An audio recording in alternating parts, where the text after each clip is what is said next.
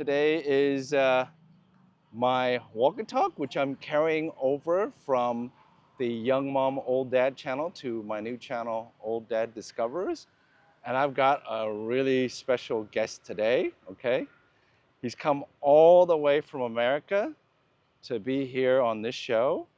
And it's somebody that I've known for a very long time, but he's also a fellow YouTuber.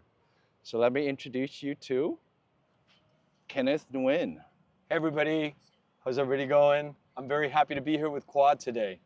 Yeah, it's quite awesome. So, as I said, he's also a fellow YouTuber. Can you share a little bit about your channel? Yeah, sure. My channel is called the Vietnamese Podcast with Kenneth Nguyen.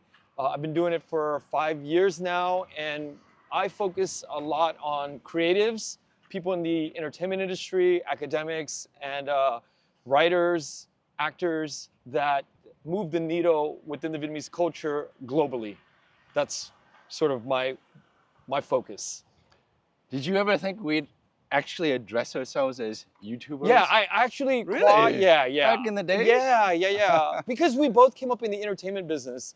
And I think that sooner or later, I think that our world and our lives would collide with this idea of putting information out, right? Because you and I are like, we live in that world, and it's just something we do. And I thought, I always hoped that my friends would follow in the sort of the trajectory of social media, because it's fun. It's a fun thing to do, and I think sharing information is really, really special. That's why I think that you and all the other friends, like our friend Tad and different friends, are now doing it, and I think that that's a very wonderful thing.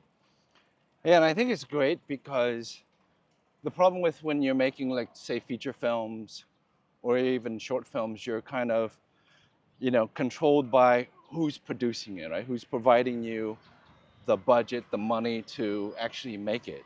And so then you don't get the freedom to kind of talk about the things that you find important.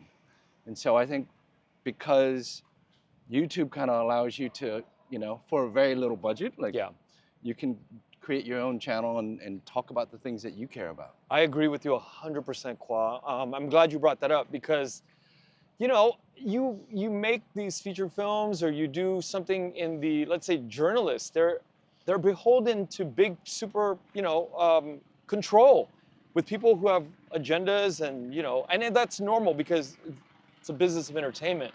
So we are beholden to money and things that move the needle when it comes to story and production value and all those things. But at this level, it's exciting because it's just us, and we can talk about basically anything we want. And I think that that's like, that freedom is the future.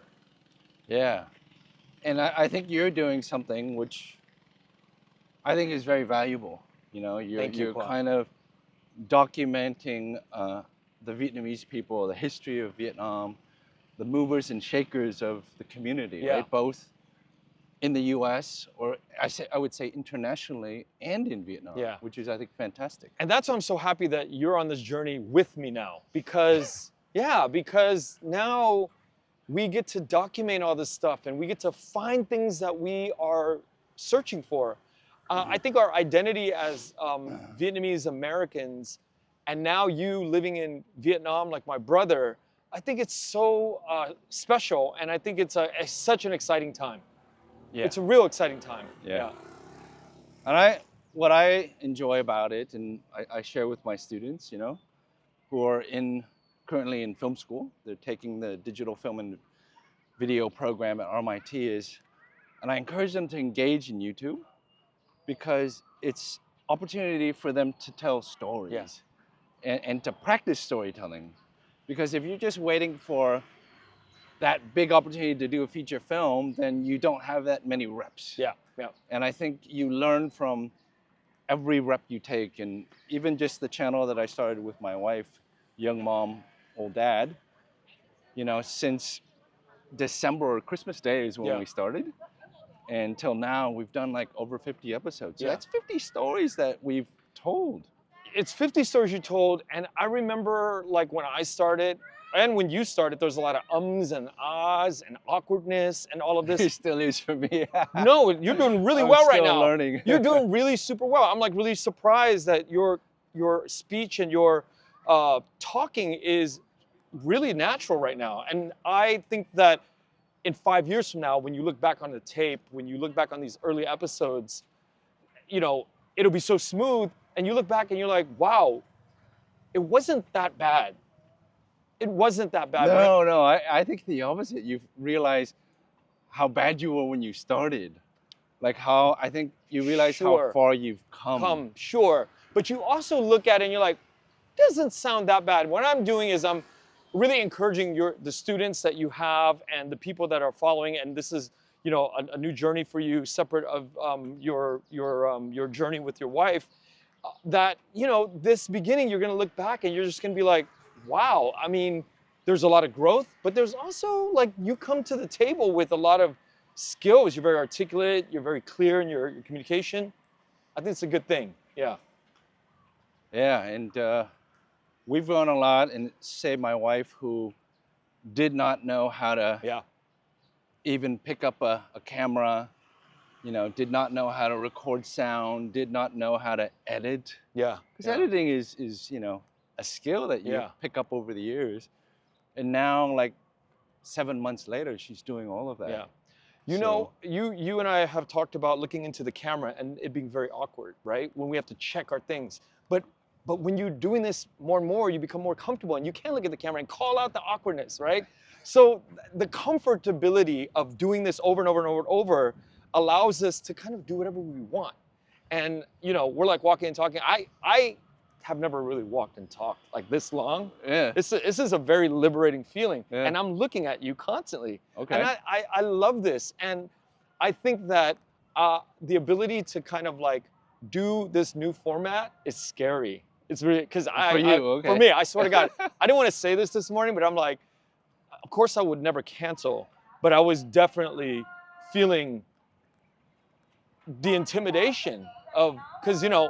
So is that why you didn't go yesterday? Or you were No, I was really really jet lagged last Okay, night. he was jet lagged. Jet lag. I was super jet lagged, and that's even one major reason. Like You you wanna don't. be on Yeah, your- you got to be on a game. I had to go to the gym this morning. I Wow. really cleared my The preparation prep. for Yeah. my show to appear with old dad. And I thought about what shirt I'm gonna wear. I thought about what gel I'm gonna put in my hair. I think about all these things to go on and do this, right? Yeah, yeah, But the biggest thing was like walking and talking, and I'm like, I'm not used to this format. yeah. But now it's great. It's awesome.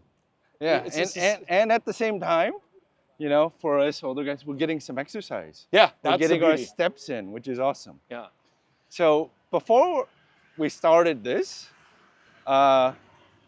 Ken recommended that I not wear my sunglasses because he wants me to, and this is from his experience of doing this. Leave in the comments. I want to hear people say, guys, leave in the comments when you watch this, do you connect with people who wear shades? But thank you for bringing it up, though. I think it's a So wonderful topic.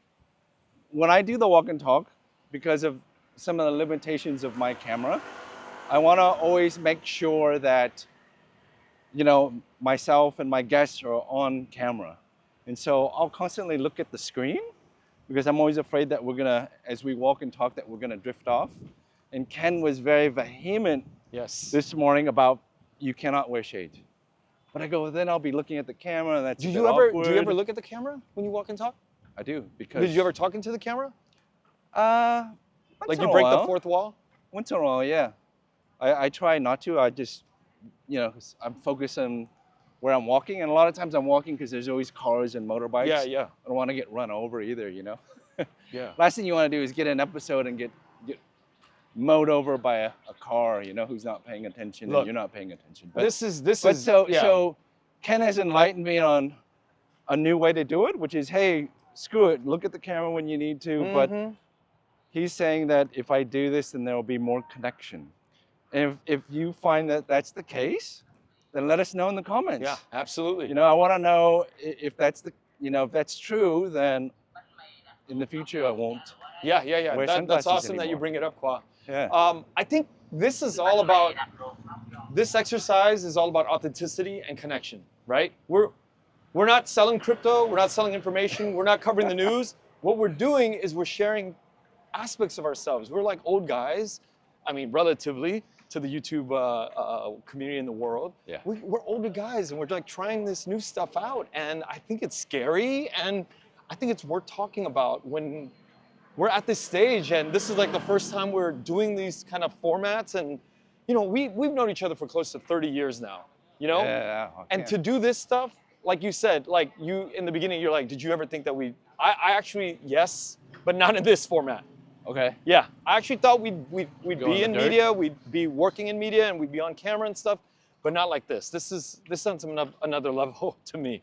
Yeah, and it's like I said, I think it's been, for me at least, it's been liberating, Yeah, and it's been like a lesson for me in that sometimes when we look at certain things like, oh, this is the small screen, I want to do stuff on the big screen, and I'm like, oh, I'm not going to do it because I feel as though it's not big enough up to my standard. Yeah. The judgment that we have on that kind of stuff. Yeah, and so I Huge. do have regrets that I didn't start it earlier.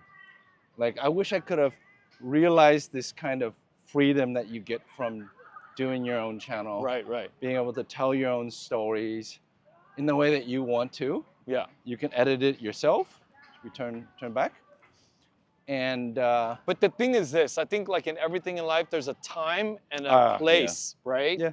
Especially now, this is hopefully going to encourage a lot of young people who are like thinking about doing this stuff. We are in our 50s now, and it is scary as hell. And I think when you start in your 20s, it is also scary. It's always going to be scary. But the sooner you start working in the space, it becomes less and less scary every day, and you start to want to really looking forward to doing it. And I think honestly, like a lot of singers, if you go on stage and you ain't like having butterflies, then you're probably not really respecting your craft. You know? You got to respect your craft to the point where you're like a little nervous about going on stage. And this is the same thing. I was so nervous this morning about and intimidated about this walk and talk, and they think about all these judgmental things about our lives. You're like, oh, what kind of numbers is it gonna do? Am I gonna look fat? Just the weirdest thoughts, But fuck it, here we are. Oh, you gotta edit that out. Sorry. I don't know if you use bad words in yours, but. And the funny thing is, we've both broken the golden rule of the over 50s club is we're not wearing black shirts. Is that a real thing? Well, I mean, every time I appear on screen with an old friend who's, my age and our age, why do we people always show up in black shirts. Why do people wear black shirts? Just to hide our tummies. Yeah.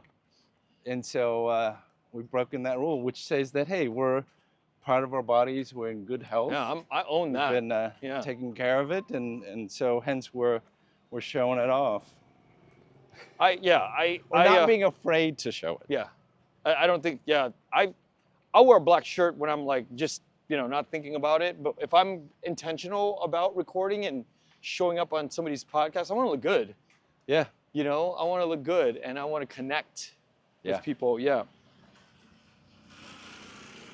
So, how do you feel about? Because you come back to Vietnam at least once or twice a year. Yeah. How do you feel about Vietnam?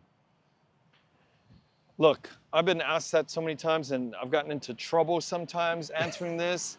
Some people are like, if you love Vietnam so much, why don't you move to Vietnam? Look, I love Vietnam. I love this place. Yeah. I think that it's a wonderful place. I think that the people here are fantastic. But, I think the government in America and the government in Vietnam, there's no perfect place. No, there's no isn't. perfect place. You got a one-party system, you got a two-party system, and then it's arguable that is the one-party system doing it better? Is the two-party system? It's all over the place. Now, when you come to Vietnam right now, you don't see ICE agents. You don't see the craziness that's happening with the homeless population. And I don't care whose fault it is. It's rampant over there. Rampant. Right now, I don't right? care whose fault it is. That's not what we're here for. We're just here to compare Vietnam. We're walking by the river. And this is like a typical like neighborhood. We're just hanging out, and it's cool. It's breezy, and there are no people. Like there's no police. There's no. It's not a military state. It doesn't feel that way. Okay. You know, But now America America has does feel become that that, way. right? Yes, does feel that way. Ooh. In LA, I'm Okay. not. I can't talk about other So parts of the pockets country. then. Pockets of LA feels that way. Okay. But the media definitely has something to do with blowing all this stuff up. Okay. Because it's not like that. LA is huge. And when we're talking about like the media portrayal of stuff, it's a very tiny dot on the map. Yeah. So then do I love LA? I love LA. Do I love America? I love America. I have the right to live and love all the places I go to and have critiques about it. Yeah. So all these people are saying, if you like Vietnam so much, why don't you move here? I would if I could. Yeah. I got 2 small children. They're in a great school system. If Yeah. I came here and their mom let them, I'd be in I'd find a great school and put them in that too. Yeah. There's nothing, there's like, it's not a binary conversation. This is what I think being on these kind of platforms, if we can really spend time to open up the nuances. Yeah. And talk about, okay, we can say we can be critical of this and we could praise this. All good. But you can't go, if you don't like Vietnam, then don't come to, if you love Vietnam so much, then stay out of America. That makes no sense to me. Yeah. We can be open and talk about all this stuff. So yes, I love being here in Vietnam. I get to see you, I get to see my brother, I get to see so many of our friends that have moved to Vietnam. Vietnamese American friends that have moved to Vietnam. So that's another thing. Guys like you and Tom have been here for like 20 years. Yeah. You guys are like part of the fabric of Vietnam. I hit 20 years in June, so yeah. 20 It was like years. yesterday we were roommates. It was literally yesterday we were roommates right out of USC. Yeah. And now it's like, yeah, it's times have changed. Do you feel like staying in America, you've missed out, you know, the 100%. FOMO? Yeah, of but you know what's what? happened here. If I lived in here for 20 years, I would feel FOMO for LA too. Yeah. You know, everybody's doing projects, everybody's doing all this stuff. Look, I'm a human being, I have FOMO, Yeah. right? So if I moved here, I would be FOMOing about all my old friends in LA. And what they're doing. And what right? they're doing, yeah. And yeah. I think that's a natural state of human beings that we just need to embrace. Yeah. You know, we have to embrace. Yeah, I totally feel FOMO with all the filmmakers that came to Vietnam and have built up these amazing production companies. They've made amazing movies. A lot of people got into the TV side of things. A lot of people got into YouTube. But hey, we're all on our own private journeys, and here we are, you know? Yeah, and as long as we can continue to walk and talk, it's never too late. I love it. You know, our I minds saw are what you did there. still... I saw what you did there. I'm plugging plug your myself, you plug in see? your brand. I love it. See, it's not awkward, right? Look into the camera and talk to the people. This is great. This is great, Claude. No, and I think that, you know, as Ken said, we all have our own trajectories. We all have a purpose.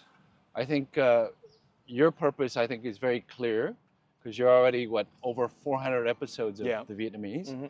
And I think it's, you know, it's adding to the fabric of Vietnamese history. Because if you're not doing it, then that gets lost. All those stories that are told eventually they get lost, and now it's captured. Yeah. And there are a lot of people who, you know, because I'm doing a PhD currently, and I think what you're doing is actually PhD worthy. Mm-hmm. Thank you Like, for that. The act and the practice of recording this history. And if you just frame what you're doing as research based on theory or a concept, Yeah. then I think you have a PhD, you know? Yeah, So- I thank you for that. You know, it's really weird. The aim, you know, in life, we start out with these things where we aim to we start out with, we think we're gonna do something like you and food, right? And your wife. You think this is gonna be a journey about you, your wife, you know, doing recipes and all. And then things pop up along the way. Yeah. And we pivot. But just because we pivot doesn't mean we gave up or we are gonna stay on that road for permanent, for forever. So what happened to me was because of being in the entertainment industry, just asking a lot of people in entertainment, like directors and actors, writers, to come on. But over the years, the funniest thing is all these historians of linguistics, of archaeology, anthropology, those were the episodes that have taken off. Oh, wow. Okay. And I'm not So gonna. less the entertainers, but people. Yeah, the steady ones that pop off Mhm. are the historical, like, did the Vietnamese language come from Chinese? Was Nguyen Yim's death warranted?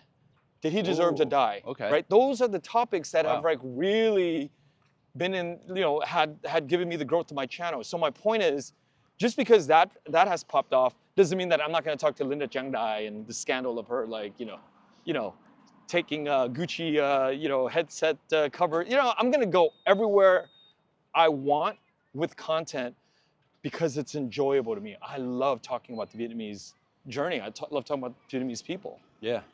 And you've obviously interviewed a lot of, I think, very fascinating people as well. Yeah, there's a lot of fascinating people in the Vietnamese community worldwide, both in Vietnam and in the US. So lots of mover and shakers that maybe people don't exactly know about. Right.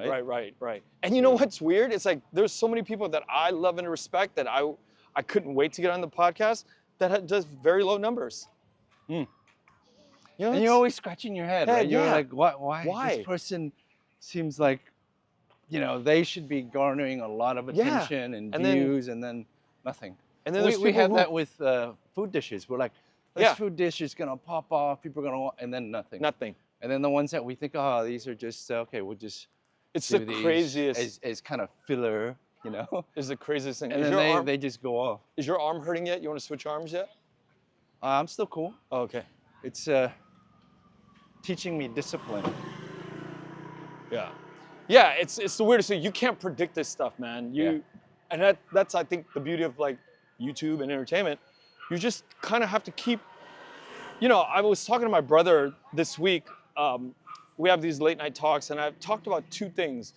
The first thing is when you start a business or you start a journey, you don't know where you're going. You have a general sense, of where you're going, but you don't really know. Yeah. You never know. And looking back on all my businesses and all of my projects, I'm like, oh my God, you start this way, but you don't know really where this is gonna take you.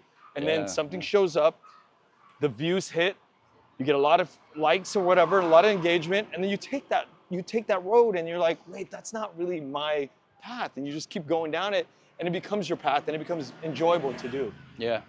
It's almost like a leap of faith. Leap of faith, yeah. Yeah. The second thing that we talked about, Tom and I have talked about, is this idea of like being tracking permanence. I have this problem in my entire life. Like if I don't see progress, and if I don't see like the needle moving through likes or engagement or whatever, or having a record of like, oh, I see now I'm at 437 episodes. Woo! If I don't see that, I don't feel like I'm doing the right thing in life. Yeah. Now with the gym, when I hit the gym, I look at like, I keep a very like long record of hitting the gym. So now I have permanent records of me doing the gym and the podcast. So are you writing stuff down? Yeah. Oh, you are? You're keeping track of that? I keep track of everything. Whoa. I keep track of everything. And Wow. that's what keeps things moving, is the fact that if you start to track everything, I track my protein count, I track my episode count, I track who the guests I want to be in the future, Obama or Oprah or what. I just track everything. Wow. And when you track it, you move towards it. Yeah. That's my thing about. I need a little bit of more organization. But it's just a matter of spreadsheets, though, right? Yeah. Ooh. Yeah. I think I would do a lot better with my PhD if I was more organized. I mean, we can talk about that. That is something that I think that if you are not recording it down and you're not centralizing your movement and your actions in the world, then you don't move the needle. You don't progress. Yeah. That's what I've learned in the last 5 years. It's like, oh, when I broke 100 episodes, I was like, oh, I can do 200 because I can just look behind me and I'm like, oh, there's a record of that. My meditation practice, I write it down. My gym practice, I write it down. everything is written down. And you know, it's easy. You're at the gym, in between sets, you pop it in, Yeah. and you just remind yourself, you know, all the things you're gonna hit today. And then I read mantras, prayers, prosperity prayers. I read it in between sets. Wow. So I have this system of like being and doing that keeps me organized. And the gym time is sacred because of that, because I could sit and enter all these things that I'm working on and thinking about during my gym time. Yeah. Yeah. What else are you gonna do during the break? Yeah. You know, in between sets, in between reps, you gotta like write, in between sets, you gotta, you know, you gotta write things down, and you gotta occupy your brain with the forward movement of your life. Yeah. I use that time to educate myself. So I'm always listening to podcasts, I'm listening and getting information about everything, you know, Yeah. across the board. And I find that that's enjoyable for me. Like, that's my, besides the workout, it's also my information time where I don't have to worry about kids. I don't have to worry about students. I'm just learning. Learning, yeah. Learning. That's a good time. And then that's also when I'm, you know, building up the. So this is a craze now. This La I Boo know. Boo, huh? I just realized it Wow, in a look few. at this, guys. Is that a store? It's like a food tour. And I wonder if they're like licensed, you know? I highly doubt it. It's crazy, but, La Boo Boo. it's a kids cafe. Premium kids cafe, so you can just bring the kids here. Yeah, and you eat and wow. Dude, Wow, I think my kids would love it here. I think it's new. Looks new. Yeah. So they're capitalizing off of the La Boo Boo craze. But what is it? Is it? It's just a kids play area. It's like a, No. La Boo Boo, the brand. So it's this plush toy or toys that a Chinese guy has come up with, yeah. and now he's marketing them through, I think, his store called Pop Art, where everything is unpredictable. Like if you get a box, you don't know what you're getting. Oh, wow. And so people are seeing it as collector items. So and these there blind might be- boxes. Yeah, there might be very rare, you know, very rare ones that kids want to get, and so they got to keep collecting. And it's popped off worldwide. Everywhere. Yeah, we were at the mall in America, and there was like a Pop Mart that opened up. There was hundreds of people in line. It was insane. Genius. Yeah, it's insane. It's a craze. It's kind of like the, what was that, Cabbage Patch Kids back in the days? Yeah. But there's always these Beanie Babies, Cabbage Patch Kids. Yeah. Yeah.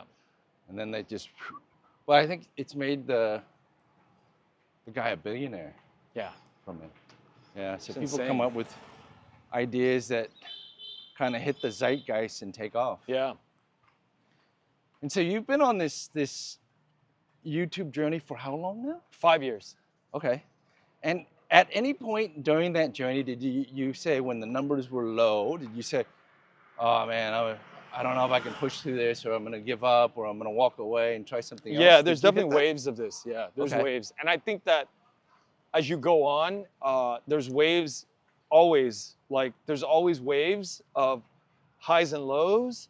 And the idea of quitting never, ever goes through my brain, because if I don't have this, it's strangely unhealthy for me, because this is my identity, right? If I don't have this, I think that I would be in deep doo-doo in terms of identity. Yeah.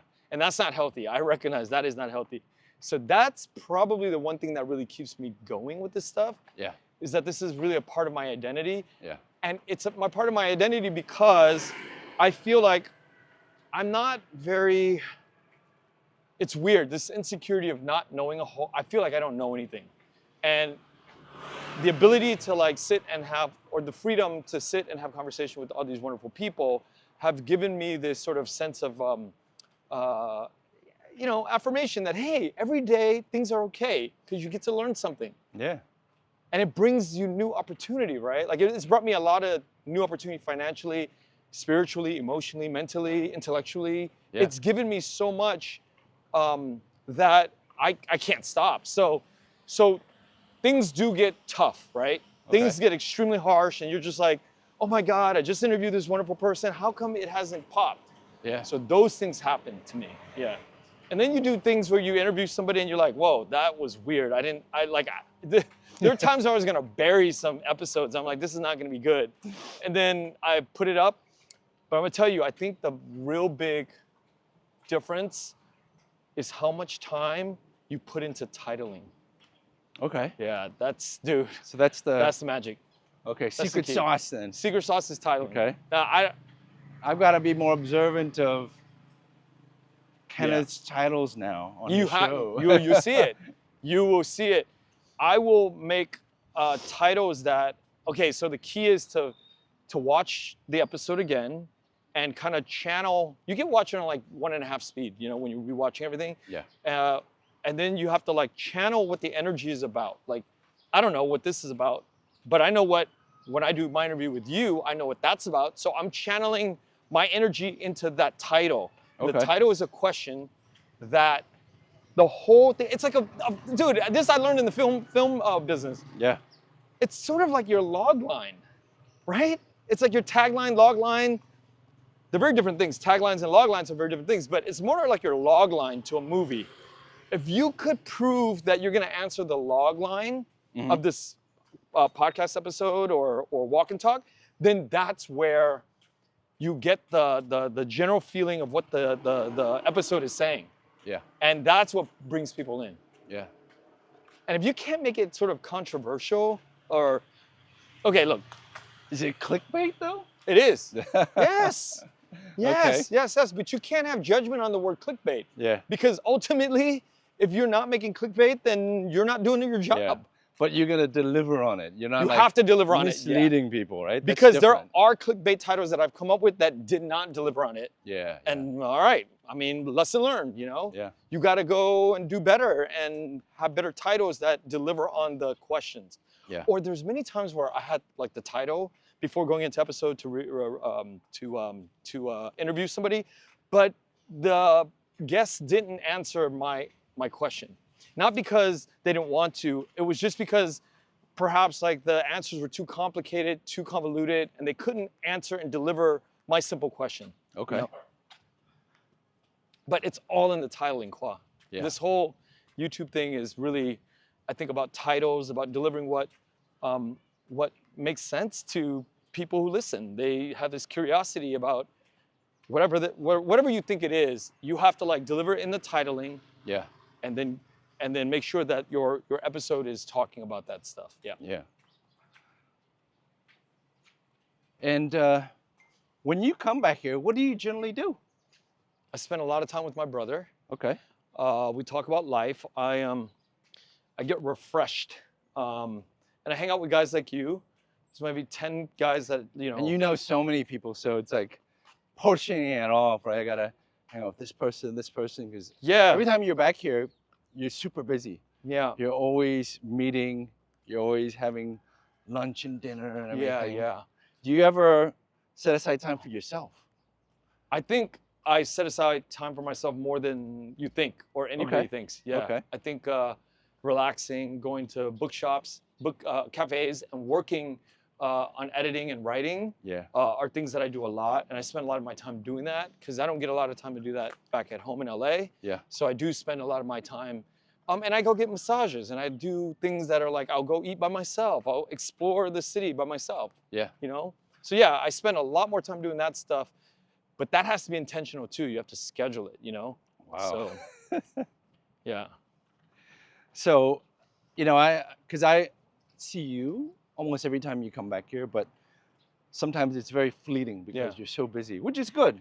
I enjoy being busy. Yeah. And this is why sometimes I have to explain to my wife that, because she sees me, oh, you're working too late, you're always editing, you're always working. And I go, but I enjoy it. I just, it makes you happy. Yeah, it's what gets me up in the morning. It's what keeps me going every day, you know?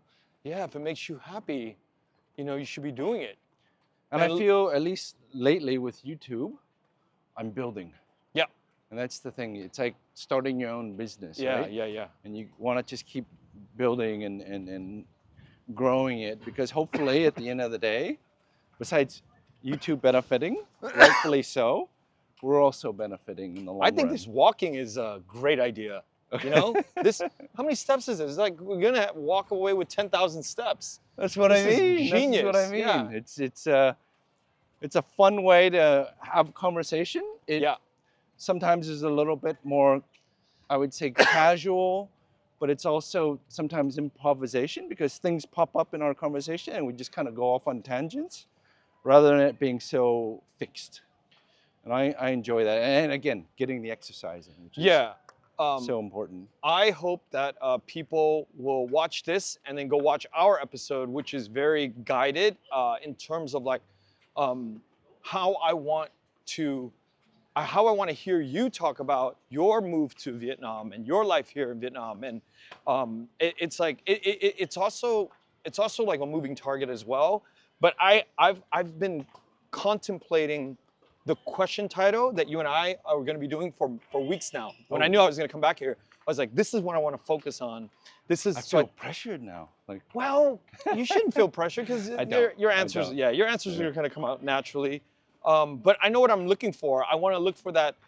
Really, what I'm looking for in a lot of these interviews is like the irony of life. Yes, it was awesome moving here, but I miss this, I miss that. And then, so the question of, do you ever have regrets moving to Vietnam? That sort of makes it wonderful. And even when I'm hanging out with you every time I come back, I think about the irony of like, oh my God, Kwa, Tom, my brother lives here. All these friends live here and I don't. And so I'm living in that space constantly, balancing out my happiness because of like, everybody moved away and I'm still living in LA. yeah. But you almost had to because you couldn't leave your parents, right? Yeah. And then but there's certain benefits in that, is that you got to spend a lot of time with them. Yeah. Whereas they say I think it's when we're away, we feel like, especially since my father passed away just over a year ago, like I missed out on all those years and you always wonder, could I have made a difference? Could I have, because he was also on top of having heart issues. He was suffering from early stages of dementia. Could I have factored in that if I had been home? And the answer is probably not. We don't know. I live with my dad, and my dad lived with me, and he didn't live with me, but we lived in the same city. We lived minutes away from each other. I could not affect his. So the answer to you is no. We can't affect these guys. They have these way of looking at their lives, and there's no control. Yeah.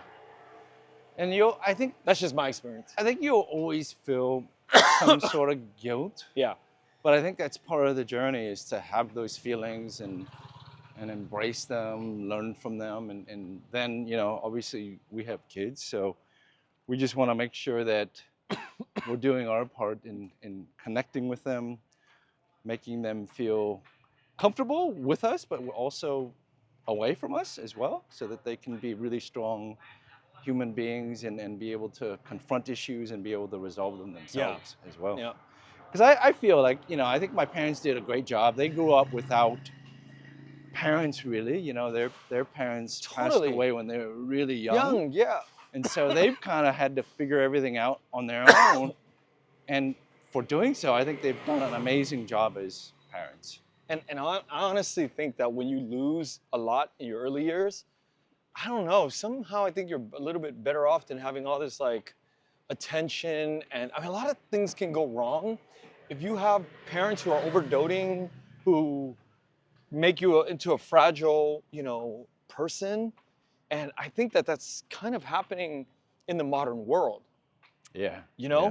And we see that trickle down through, because I'm a teacher, and I see that happen with students, where they kind of, I wouldn't say they blame, but they don't take responsibility for their actions. And so, well, I'm guilty of that too, though, Kwa. I'm guilty of that. I think I'm like, you and Tom are like the tail end of a generation where, and you guys are just a few years older than me, but I think I'm like on this like end of the start end of Gen X, or the end of Gen X, where I think we got a little weak. We blame a lot of things on a lot of things, and the inability to like pick ourselves up and blame a lot of the things. I think it's a real thing. It's a real thing, man. Okay.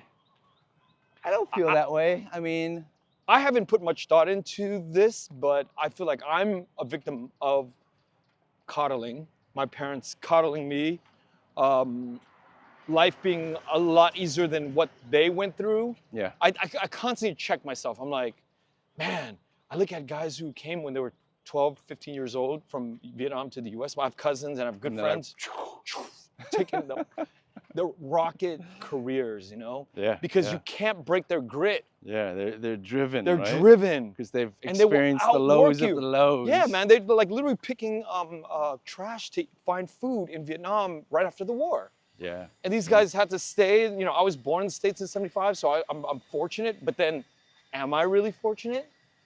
Because now the grit is given to those guys who like had to eat dirt for the first 10, 12 years of their lives.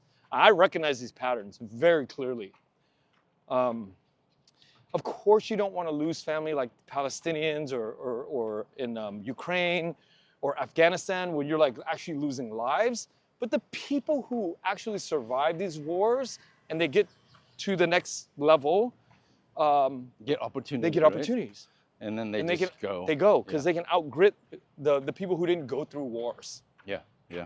So I don't know, man. It's a very complicated thought in my brain. Yeah.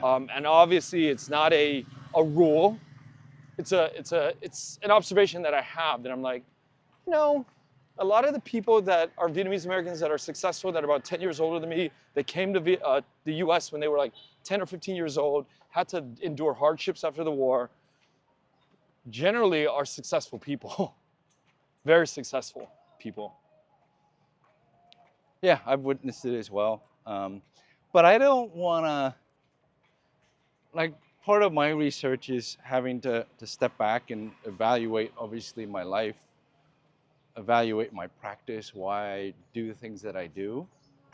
And I don't want to get into, it's so easy for people to then go, I'm a victim. And Right, I'm right, gonna right. then now Right. talk about that. I don't see myself as a victim. Right, right. Yeah, I mean, if you look at it from certain points of view and all that, yeah, you were displaced. And so you didn't have the life that you could have had if you were in Vietnam. But the weird part is the people that I'm talking about, they don't think of themselves as victims.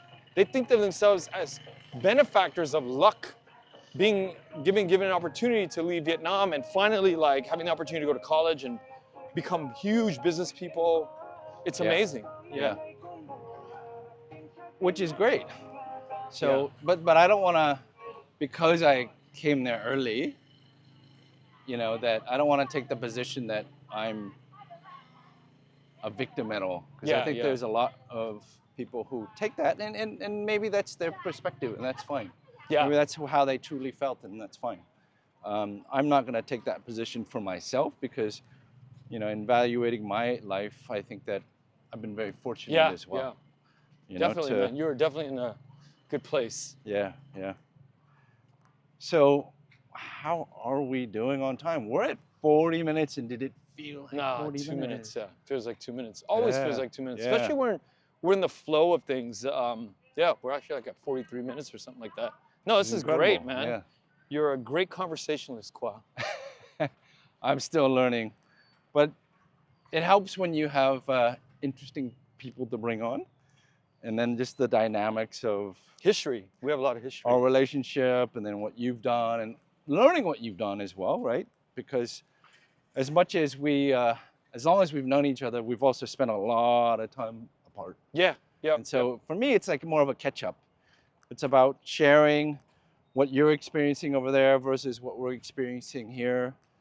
And then hopefully through us telling these stories that people, viewers, you know, audience benefits from it. Because I think it is a very strange time right now. And the thing is, I don't know where it's all gonna go. You mean strange time in America or strange time in our lives? Well, in our lives, relative to our lives, right? How are the politics of what's happening now going to impact us? Because it's, you know, whatever happens in America has huge impact here as well, you know, when it comes to economics, when it comes to politics, we're all tied together. But you know what's really crazy? Like, we call it a strange time now, but did you think of it the last 20 years of your life in Vietnam ever being a strange time? No, right? Or did you? Did you ever go, huh, we're living in a strange time? I feel like the last maybe 8 years, maybe 5 years, we've been living in a strange, it's more strange now, but it wasn't strange, or maybe everything's relative. I mean, we're two old guys talking about this stuff. But I mean, is it really strange, or is it part of this natural unfolding of history? And when we look back 5 years from now, we're like, wow, that period was not strange at all. Well, in That- comparison to what our parents went through, but think about our It's parents. They went through craziness. craziness. It's Yeah. not even strange. It's From absurd. One war to another, right? They arguably, Yeah. some of these people lived through 3 exoduses, right? Yeah. Three refugee. You know, some members had to leave their villages or whatever in 54, 75, and then like, you know, there's all these periods of people like moving around. Yeah. And I mean, I've never had to worry about survival. They had to worry they about had to worry about survival. Will they make it to the next day? And that's strange. Think about that. That's strange. No, I What do agree. we- I like, agree. what are we going that's through? why I think we're very fortunate. We live Yeah. in a time of relative peace.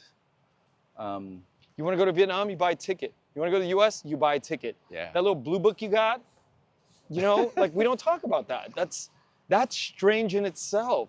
You know? Yeah. That little blue book that you can do basically, That you know, people travel will- anywhere. Yeah, people line up for 20 years waiting to Absolutely. get that book.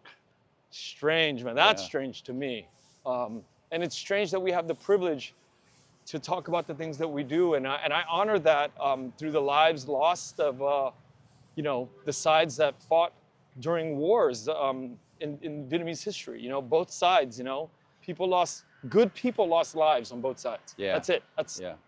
Leave it at That's that. That's why I don't have any real Animosity or, animosity and criticism. yeah.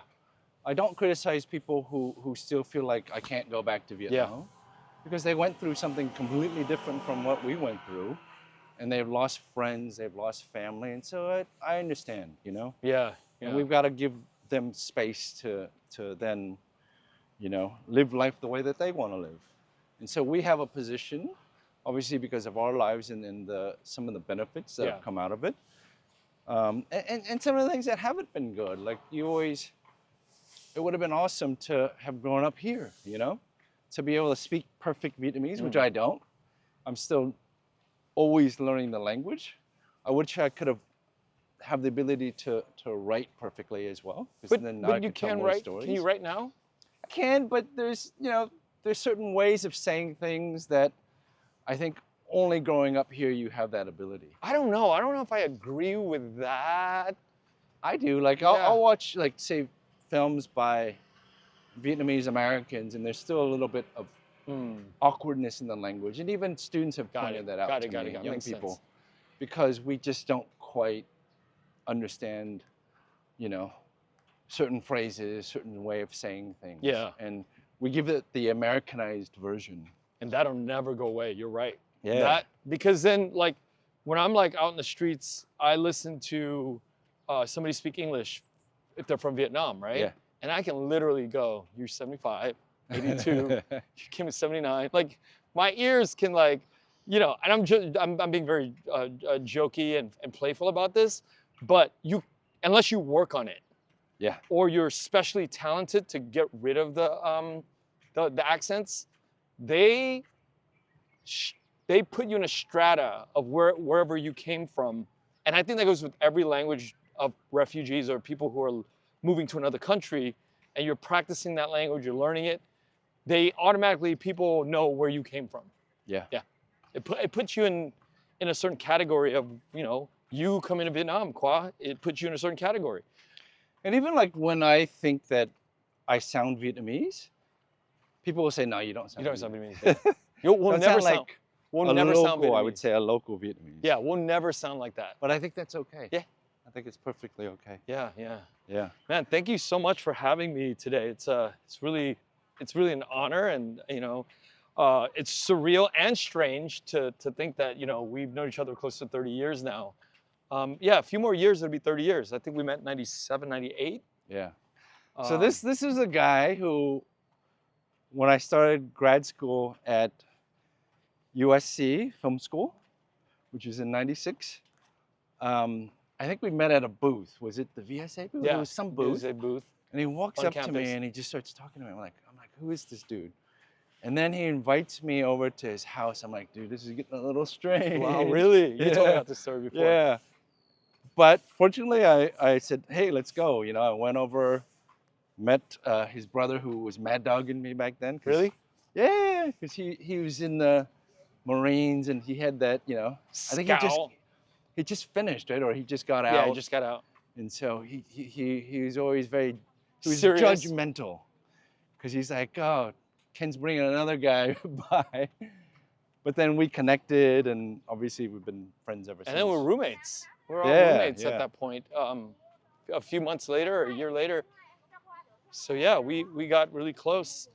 Yeah, but every one of my friends that I have for like 30 years have been in and out of my life because not every year you're doing something together, you know? Yeah.